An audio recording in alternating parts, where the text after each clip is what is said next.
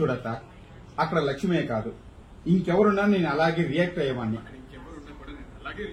ఎందుకంటే తను కూడా ఒక ఆడపిల్ల.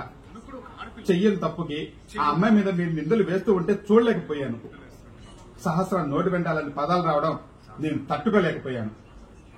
అందుకే కోపంలో చెయ్యెత్తాను. నిజంగా నేను చేసింది మీకు తప్పుగా అనిపిస్తే నన్ను క్షమించండి. సహస్ర, క్షమించమని చెప్పిన ఒక్క మాట నువ్వు చేసిన పని తుడిచి పెట్టలేదు కదా బావా. నువ్వు నాపై చేయెత్తడం వల్ల నేను ఎంత బాధపడ్డానో దానికి ఏం సమాధానం చెప్తావు?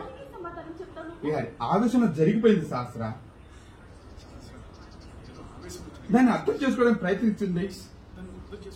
మీరు ఇప్పటికీ వెళ్లిపోతాను అంటే రెండు కుటుంబాలని కలపడానికి నేనెంత ప్రయత్నించానో ఆ ప్రయత్నం అంతా వృధా అయిపోతుంది. దయచేసి వెళ్తాను అన్న మాట అనకండి. అలా కోపంగా చూస్తున్నాను ఇంకా ఆవిడ.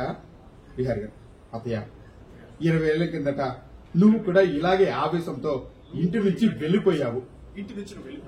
దానివల్ల ఏం సాధించావు? తల్లిదండ్రులు అయిన వాళ్ళ ప్రేమకు దూరం అయ్యావు.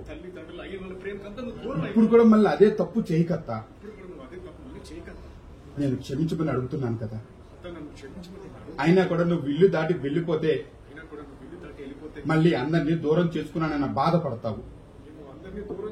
నన్ను ఇంతగా అభిమానించిన సహస్ర ప్రేమను చంపికోడు తనకి ఇష్టమైన పెళ్లి చేస్తావు. దానివల్ల సహస్ర ఆనందంగా ఉంటుందా?